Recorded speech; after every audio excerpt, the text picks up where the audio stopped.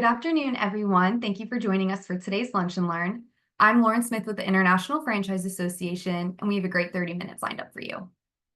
Before we begin, I would like to remind everyone that we are recording today's webinar and will make it available later this evening on community.franchise.org. If you have any questions for today's speaker, please add them to the Q&A box and they will be addressed toward the end. Today's topic is helping your franchisees reduce turnover and hire smarter from the start, and it is brought to us by Workstream. Here to provide today's discussion is Daniel Blaser, hiring specialist and podcast host at Workstream. Thank you all for joining us today, and thank you to Workstream for sponsoring today's Lunch and Learn. I'll go ahead and turn things over to you, Daniel. Awesome. Thank you so much, Lauren, and thank you to everyone for being here. Like Lauren said, we're going to talk all about reducing turnover and ways that you can hire so that down the road, you're more likely to keep your awesome employees. We have a packed agenda today, but we do have time for questions as well. So if those come to mind as I'm chatting through some of these tips, you can drop them in the Q&A box, and I might jump right on the question right when you ask it, or we might save it to the end. Just depends, but feel free once those questions come to mind, don't feel like you have to save them or anything like that. We're going to talk about a little quick intro, then how the hourly labor market has really changed. Most of you know that firsthand, but we'll talk about kind of what some of the numbers say. And then we're going to talk about what things you can adjust in your hiring strategy to be more attractive for the hourly workforce as it exists today. We then have a quick competition where you can earn a Amazon gift card. So definitely stick around for that. And then we'll have a Q&A and wrap things up. So let's get things started. Like was said in the introduction, I am a hiring specialist, a podcast host. I've been with Workstream a couple of years. The reason that I think it is worth calling out the podcast host is because one of the things that I get to do here is chat with a lot of our awesome customers and listen to what they're doing or what they're not, trying not to do, and what they've learned when it comes to hiring and retention. And then I kind of try to sponge it all up in my brain, distill it down, and then share it back out with folks like you. So everything you're hearing today, it doesn't come from me. It's coming from actual, real world franchise owners out in the trenches trying their best to hire and retain teams. And I've done my best to hopefully kind of consolidate the best things that I've heard. So how has the hourly labor market changed? I think everyone, like I said, everyone here knows that we are not in 2021 anymore. Things are definitely different. But it is still a job seekers market. The turnover rate among the hourly workforce is still pretty high. And I'll say a lot of these numbers, these were a little bit more at the beginning of this year. So obviously, labor trends, stuff like that, it changes month to month. It can change pretty quickly, but still gives you a general idea, right? Turnover rate is still pretty high among hourly workers. And about half of hourly employees make it to the 90-day mark of the job before quitting. So there's this really high percentage of hourly workers that are bouncing before they even make it to 3 months. 45% of operators that we spoke with said they still are needing more good employees to meet the demand. And 70% of operators say they have certain job openings that are just really hard to fill. So I don't know if this feels relatable, kind of the stuff that I'm sharing from the conversations I've had. Probably, I've got a lot of people that are watching this nodding along, like, yeah, this, maybe not quite that, but, generally this captures some of the challenges that a lot of you have seen over the last year or so. And this is, once again, this is based on the beginning of the year. I know this is the number of job openings, unemployment stuff have changed a lot, but there's still millions of open jobs in the United States for those looking for a job for hourly work. And that hasn't changed. There's a lot of competition. And this gives you an idea of this chart right here. These are job postings on Indeed. If you look right here, this huge dip. This is, kind of the initial reaction to the COVID pandemic. As we all know, it was like whoosh, jobs dropped, and then all of a sudden the job market came roaring back. And while it's declined slightly, we're no longer in that 2021, 2022 peak. The job market and the number of online job postings is still really high. I have now, if I remember right, we've now exceeded where we were before COVID, or at least we're right on par before that big drop off when it comes to hourly job posting. So just a little bit more context to kind of validate some of your own experiences and feelings, I'm sure. So what does this mean if you're somebody who's trying to recruit hourly workers? If you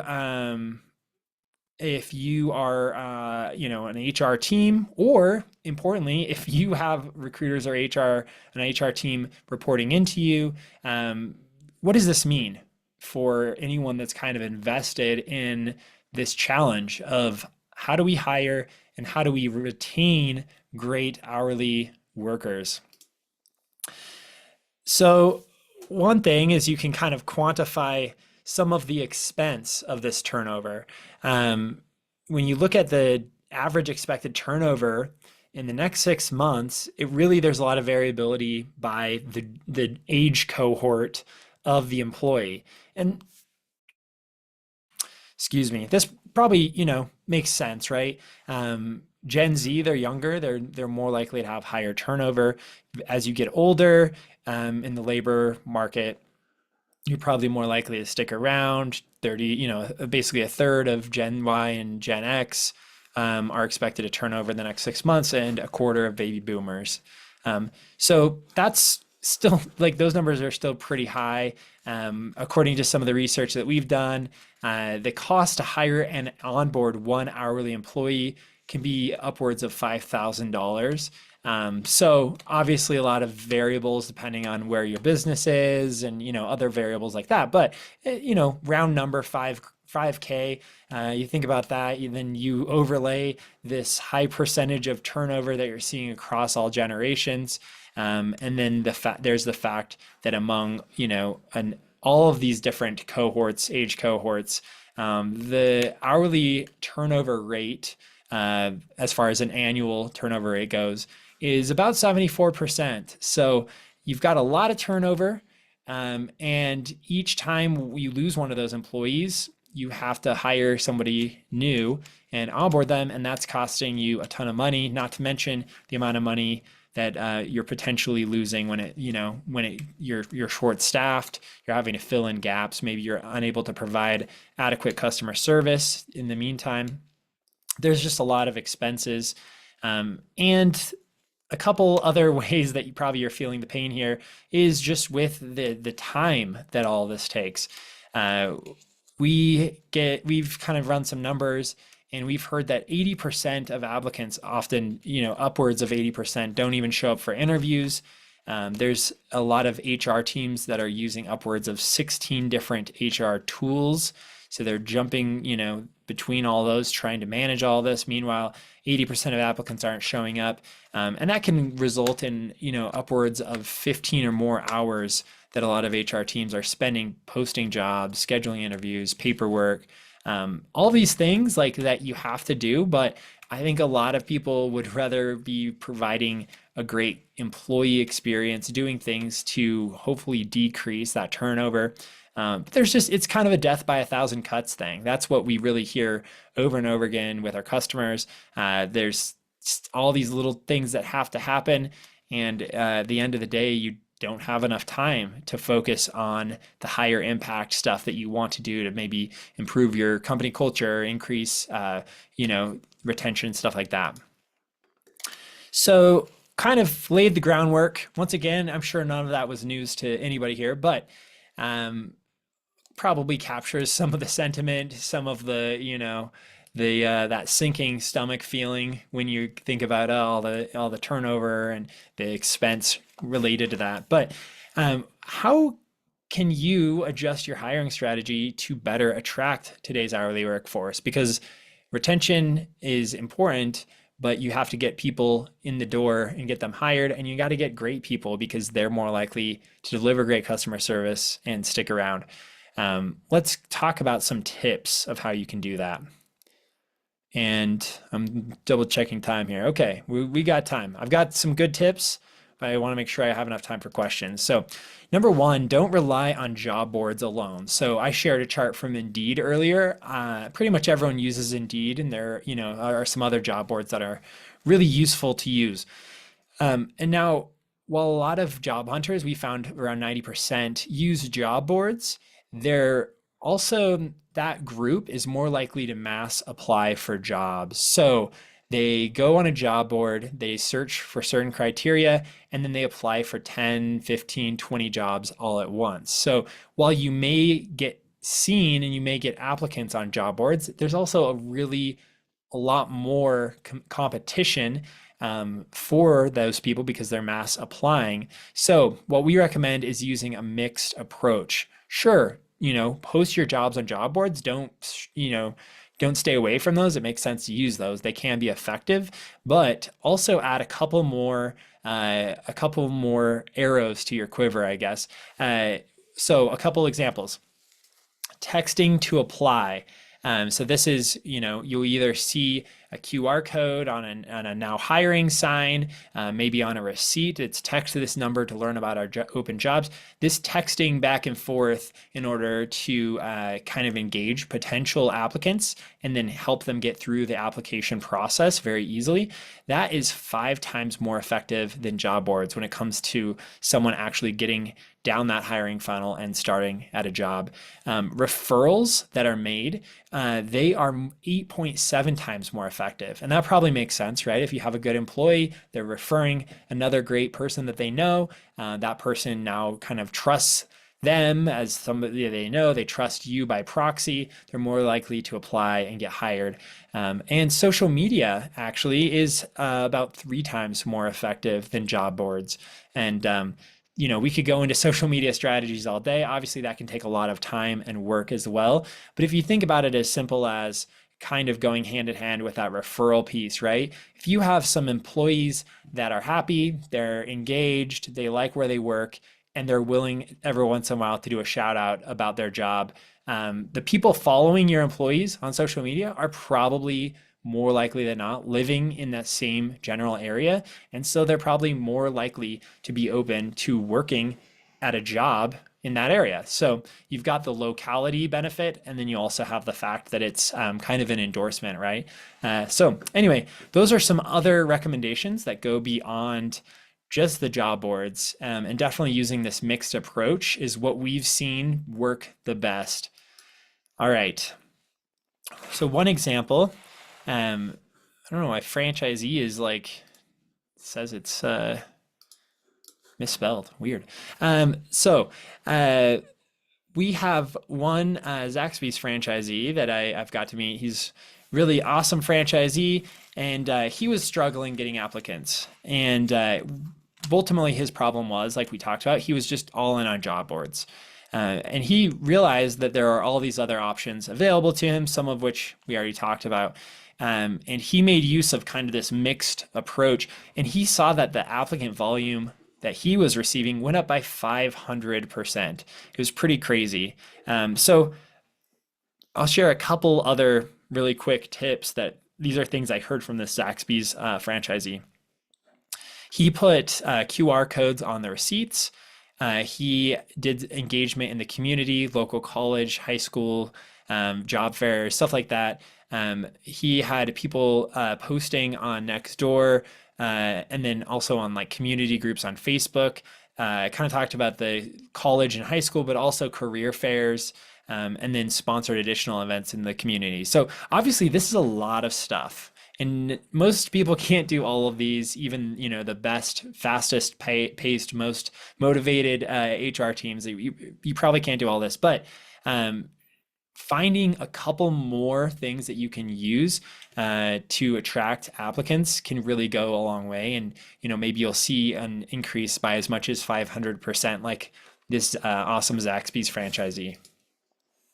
All right, next tip is to focus on the benefits that hourly workers really want. So everyone says, what's the most important thing? Money, wages. Sure, yes, definitely is. And, that's a whole other conversation for another day. But their wages are not actually the end all be all. And workers, especially hourly workers, they're looking for other things when they're trying to find the right job. So here are a few things that we've, through the discussions and the data that we've had. These are other things that help job descriptions and help you as a potential employer stick out, beyond just pay. Number one is flexibility and work-life balance.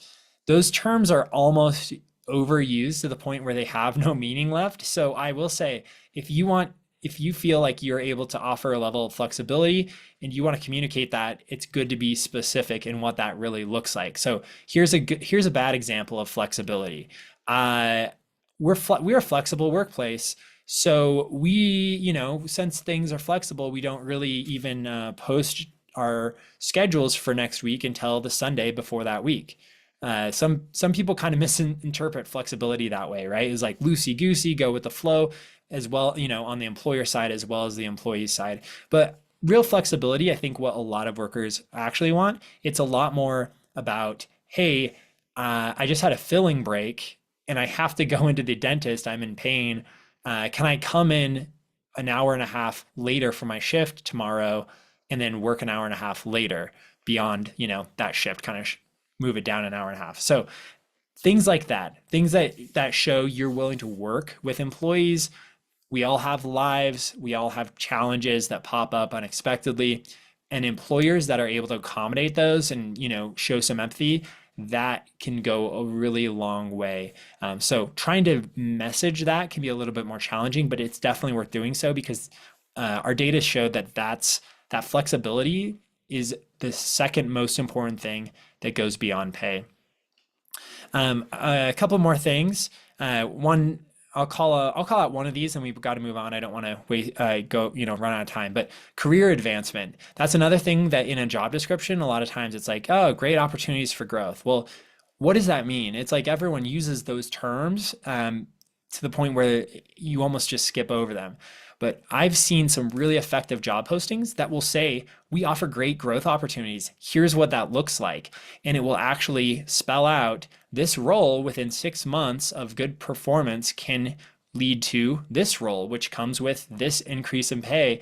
And they're very specific about that right from the get-go. And that's definitely very, very attractive for people looking for a job because they know there's an actual plan. It's not just a nebulous, hey, maybe you'll get some more. But we'll see, we'll see how it goes. All right, being quick and mobile friendly. So I will just say you have to be very, very quick. When you go back to the job board situation, someone applies for 20 jobs at once. A lot of times applicants go with the person or the company that responds back to them the quickest, and they kind of just ignore the rest of them, unfortunately. So if you are able to, an employer is able to contact an applicant before the applicant has to follow up with them, you have a 2.4 times greater chance of hiring that applicant. Related, this is an even bigger challenge. If you can respond to an applicant within an hour of receiving an application, you increase the likelihood of hiring them by 25%. So that's pretty amazing. Obviously, that's kind of impossible to do if you're not relying on some sort of automation technology, because people apply at 2 a.m., you can't have somebody on call ready to reply. So it's all about thinking through that process and figuring out how you can reply that quickly. Let's see here. I am going to go with one more example, and then I'm going to skip a couple slides because once again, don't want to run out of time. We had a 14 location Hardee's franchisee that I spoke with a few months back, and they were losing applicants because they were just moving too slowly. That problem that I just talked about. Job seekers were having to wait days to hear back, and by the time they contacted them, oh, I've already found something else. So they really embraced this automated messaging.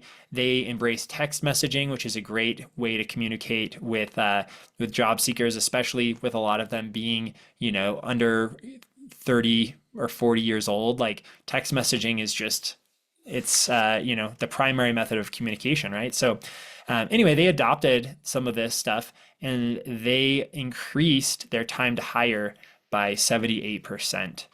So they were able to drastically cut down, it was going from a week plus down to maybe 2 days or something like that.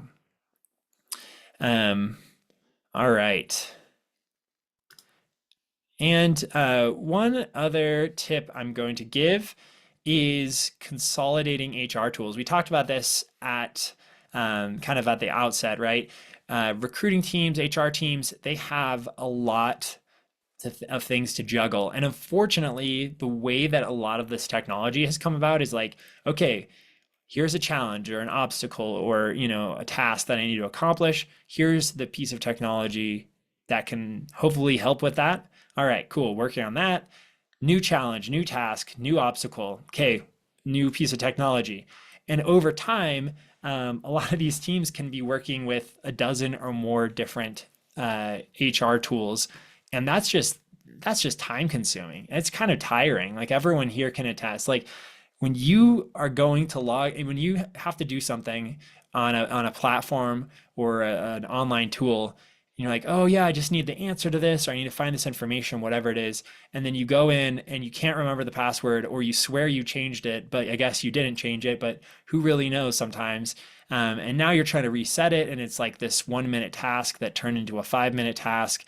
And then, oh wait, it was actually not in this tool, maybe it was somewhere else. Like there's a lot of baggage that comes with having a lot of different tools. And so trying to figure out like, okay, well, what is it that we're trying to do across HR, recruiting? How can we consolidate as much of this as possible?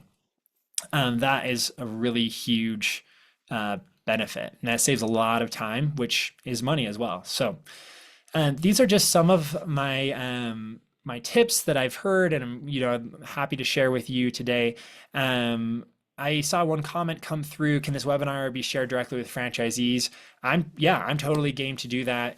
I'm not sure, Lauren, what the process is for getting this distributed out. You can talk about that in a second, but yeah, definitely, please share this out. Love the more people that can see this, the merrier, the better it is for everyone, in my opinion. So I did want to talk briefly about Workstream because that's the sponsor of this Lunch and Learn today. So Workstream is, we're all about recognizing the fact that office workers, and I'm guessing, a lot of people here can maybe fall under that. I fall under that kind of more office worker, is different than the hourly workforce. It comes to one's at a desk, one's probably not at a desk. There's things like tipping and not tipping and different labor rules and, minimum wage, how much that's impacting different jobs and turnover rates, a lot of the stuff we were talking about today, right? So ultimately, our insight is hourly workforce deserves great tools and functionality, just like a lot of the products that have been built. They've been more for this office workforce. And so what we're trying to do is kind of bring better experiences and more features that really matter to hourly workers and the people that manage them. And anyway, kind of that's ultimately our view, is that we are built for hourly businesses. We offer HR as well as payroll, and we have a lot of customers that I think have found hopefully a lot of value out of using us. We serve more than 30,000 plus locations, and our bread and butter really is the franchise space. So that's one of the reasons I'm here today. But I think, let's see, we have a couple minutes for questions. So I will switch to this slide. And I see a couple questions. If anyone else has any questions, feel free to drop them in. See a question about the work opportunity tax credit. Kurt says it's been around for years and is a great way to offset hiring costs. Who knows what this credit is? So, kind of open-ended question there. I will say, I don't know if I can find it fast enough.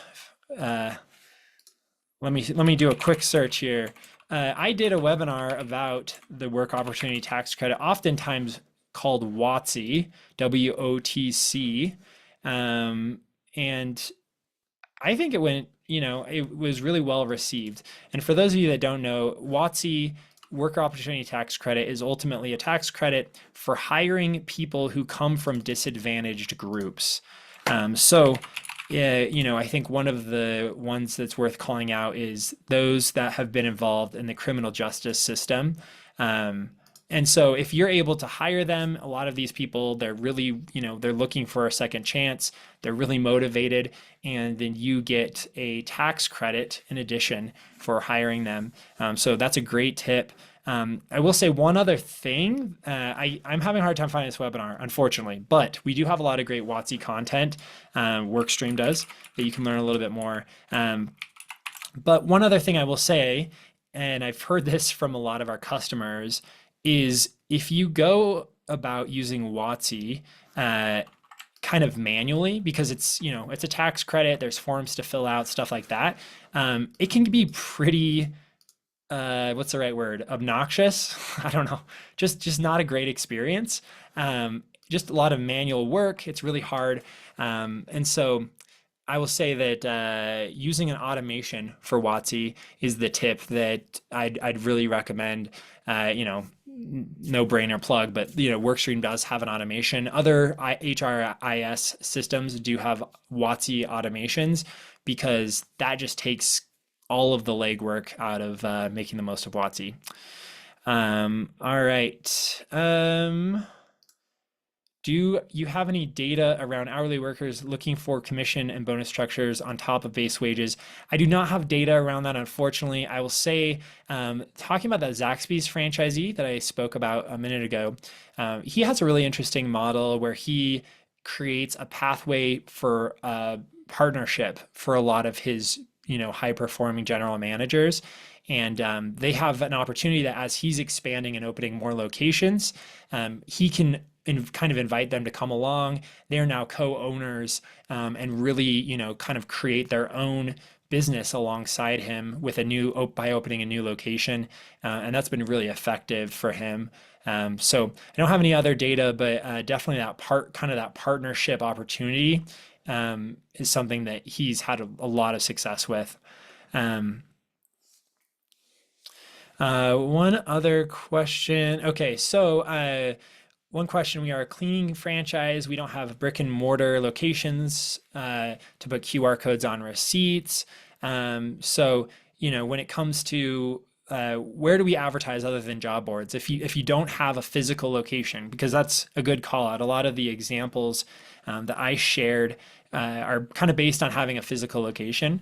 Definitely, I would say still look at some of those different community offerings, whether it's online, Facebook groups that are geared towards a specific town or a region, or physical, like in-person community events. Things like that can be a really great way to meet people who are right in your potential demographic for an employee. And I would also say I'm not sure exactly what your arrangement is as a cleaning franchise. Maybe there's an opportunity to leave a little card or something with the different homes that you're working to clean. I guess it's maybe homes, maybe it's not even homes. It could be businesses, but wherever you're cleaning, there you could maybe create a little piece of collateral. We're hiring, make that process easy, and distribute those out as well. One other comment, you can also, from Catherine, you can also look at your local and regional programs that will help to finance training or hourly pay. So yeah, that's a great tip. I think she maybe means with WOTC, there's a lot of great community opportunities to help train employees, especially if they're coming from historically disadvantaged groups. So thank you so much, man. That time flew by. That was really awesome. So I appreciate everyone's awesome comments. Thank you. Thank you so much, Daniel. This was excellent content and excellent feedback from all of you. We really do appreciate it. Again, this webinar was recorded and along with the presentation deck will appear on our website early this evening. You'll be able to find that at community.franchise.org. We'll also send each attendee a link to the recording, so you're welcome to share that with your franchisees as well. Thank you very much again to Daniel and the Workstream team. And again, thank you to everyone for tuning in. Have a great rest of your day. Stay safe and healthy. Bye.